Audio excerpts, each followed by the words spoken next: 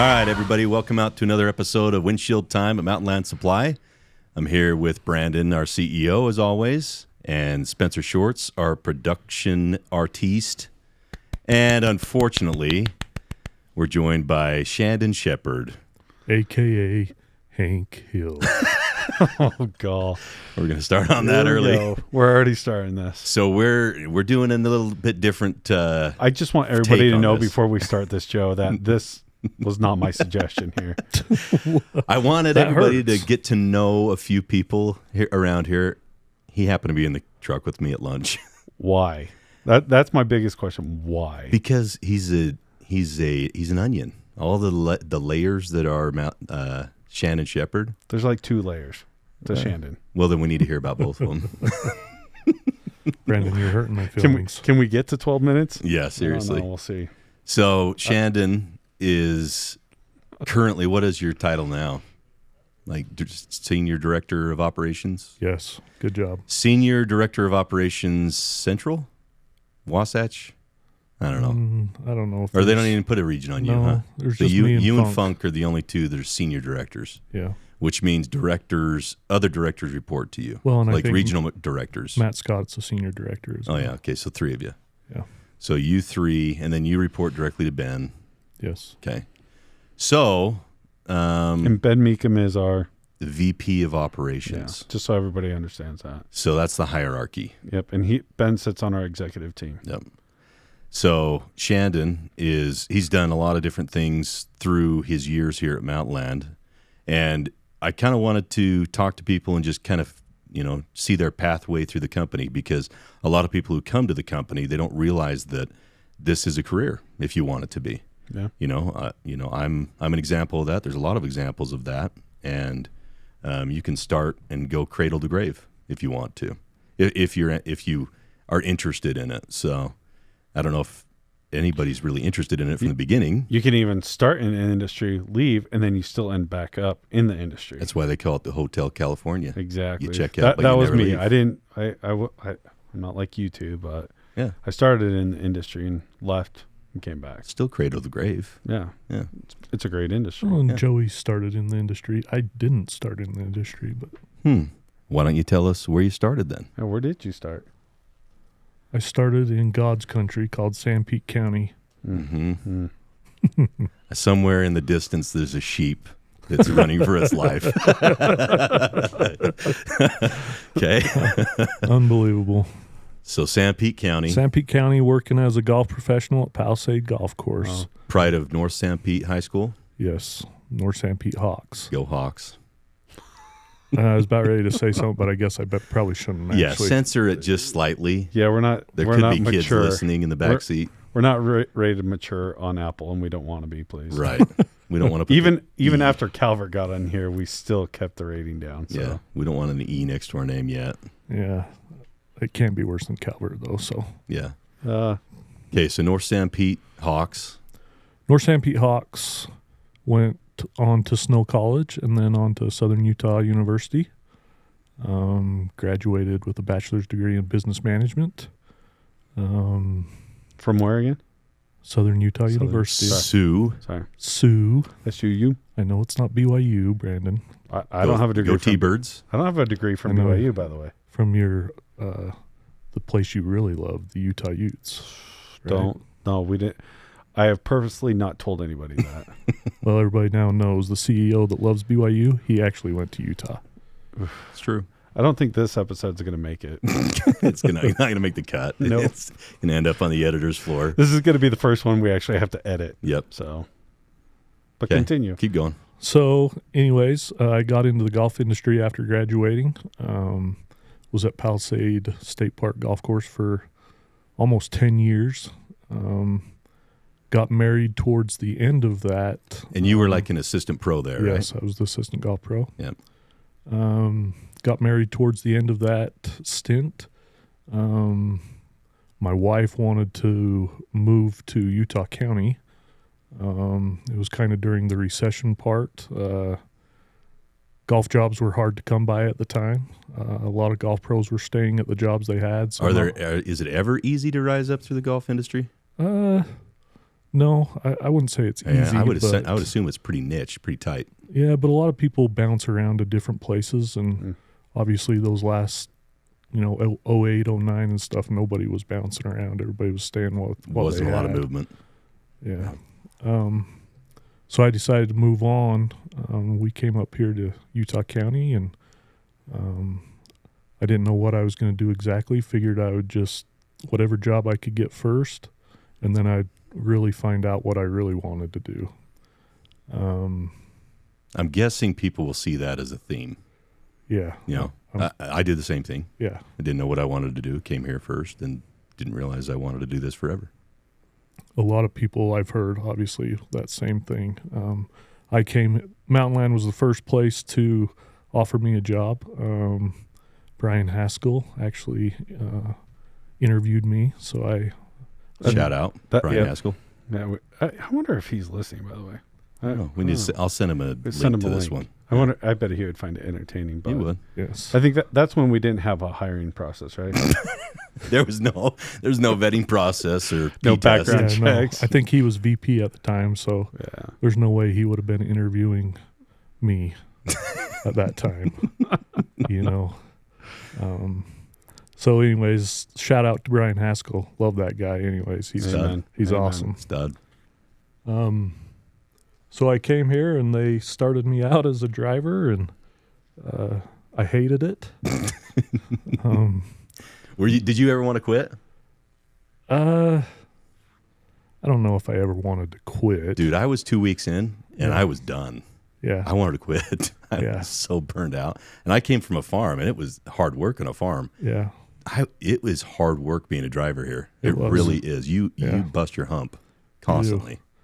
I mean, at the time, well, even today, I mean, you're kind of loading your truck. You don't necessarily have to load your truck today, but back then you were loading your truck, you're unloading your truck, you got cast iron tubs, water heaters, everything, and you're all by yourself. Lucky if you could find a hand truck to take with you. You don't have a guy sitting with you to go do it. So it was hard work, and I don't know if I ever considered quitting, but I definitely knew I wasn't staying here for sure.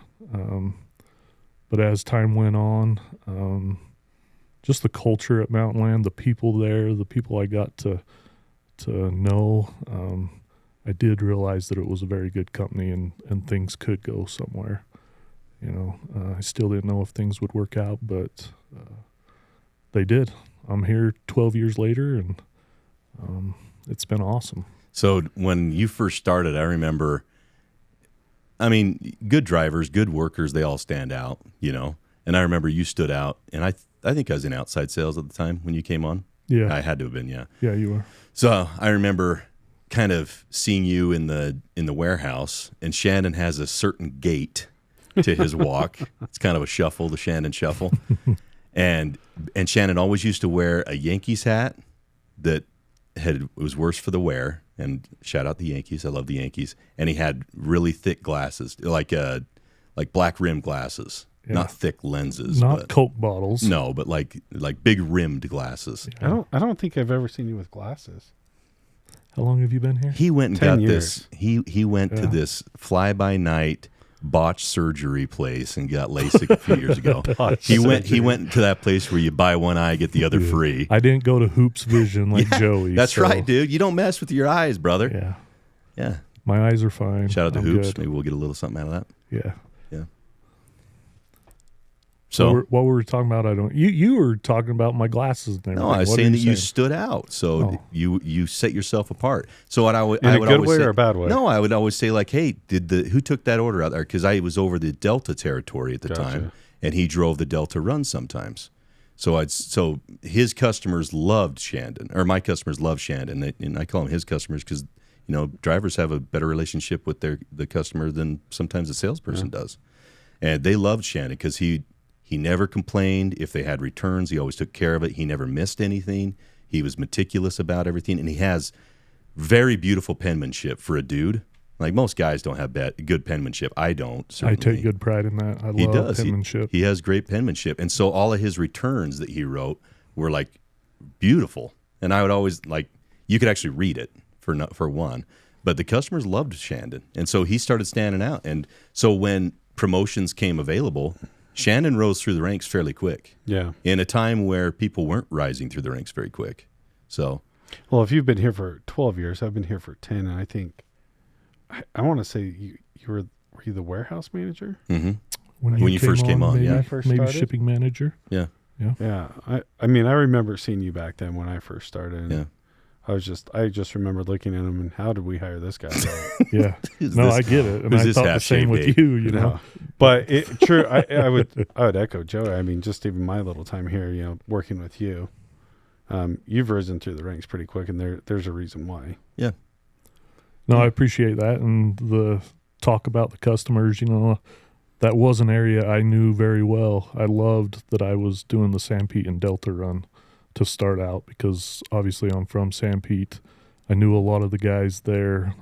Delta, I knew a lot of guys through the golf industry from out there actually. So I did know a bunch of guys that were Joey's customers, and it's obviously easier to get along with those guys when you know them and stuff. But yeah, you just go out and do your job, you know. It's not hard. It's not hard to have a good attitude each day to go do it. And I know there's times when things can get tough, but you just got to get through it. You know, what's interesting is that you just touched on it. Your contacts from the golf industry ended up being some of the customers that you're delivering to. And you didn't know at that time that you were ever going to be, you know, relying upon them to put in a recommendation or, you know, talk good about you. Yeah. But being who you are and somebody they could rely on, even, you know, from golf to a driver, and then they used you as in the warehouse too when you were the shipping manager. So that relationship carried on, and some of those relationships are still there today with those customers.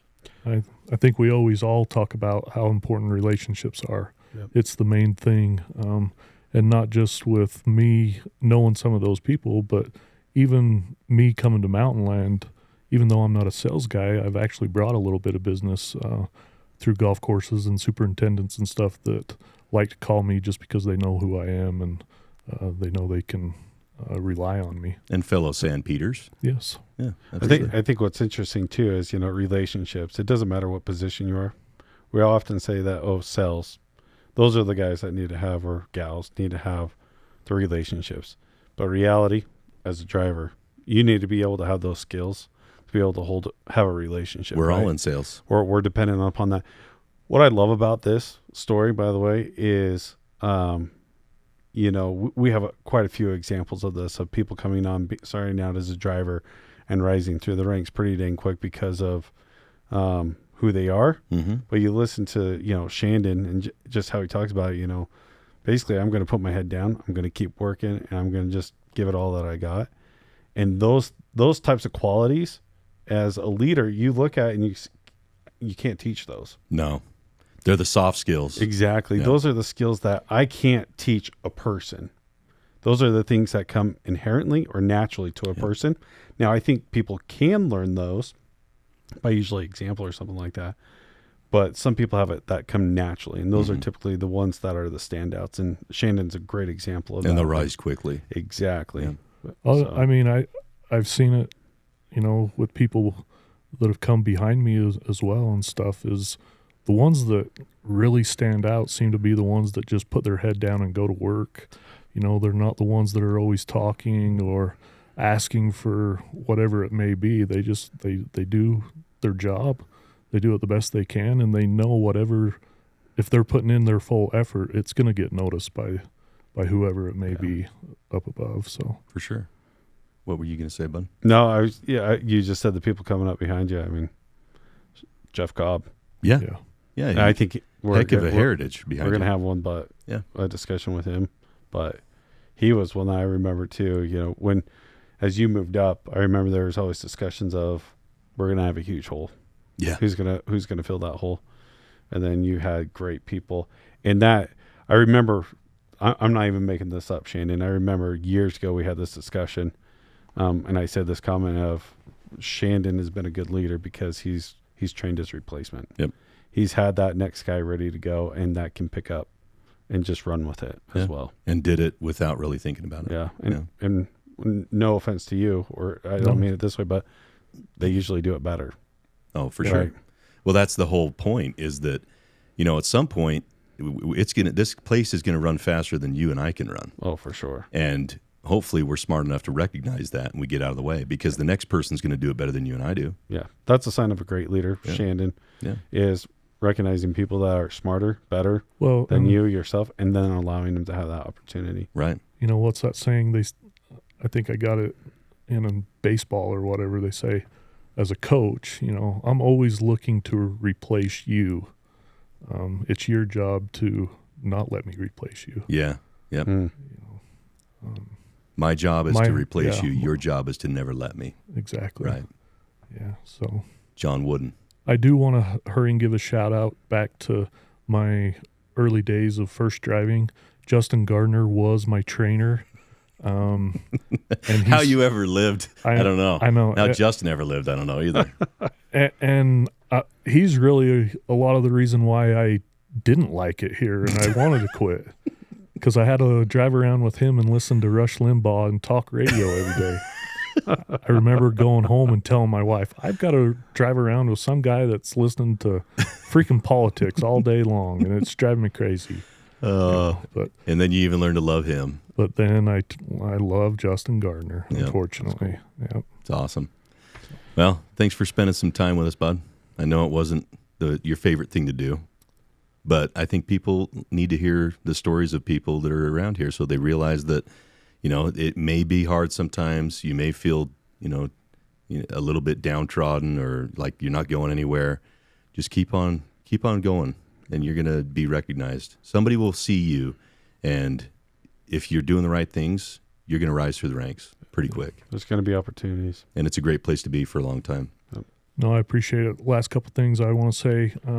I do want to say what my favorite job was. Oh, yeah. My favorite job was shipping manager, actually. And I do think that's one of the hardest and most important jobs in the company. Unsung heroes, for sure. They are. They work their butts off. But they're always, you know, they're involved with sales. They're involved with operations. And, you know, you do a good job, you get praised by all those guys as well, you know. So shipping manager was a tough job, but it was probably my most enjoyable one, and one that, you know, the days flew by because you were busy. It was busy. It was awesome. So 14-hour days flew by. And then just a shout out to you guys and to Mountainland, really, in general. Love Mountainland. I could never imagine not being here anymore. I can't imagine a company being better than what Mountainland is, culture-wise and just employment-wise. So love this place, and hopefully we're always here. Yeah, love you too, bud. Yeah. I don't know if I go as far as saying I love it. No, I love it. I'm just kidding. By the way, for those that don't know, Shandon loves it when you say you love him. So Yeah. He doesn't get awkward at all. publicly, No. I'm going to say I love you too. Okay. Thank you. I love you. The best is saying it to Keach and seeing how weirded he gets about it. So. We'll see what he does. We'll bring him in and see. Love you, Keach. All right. We'll end it there, but thanks for spending a little bit of windshield time with us, and we'll see you down the road. See Thanks, you, everybody. everyone. Thanks.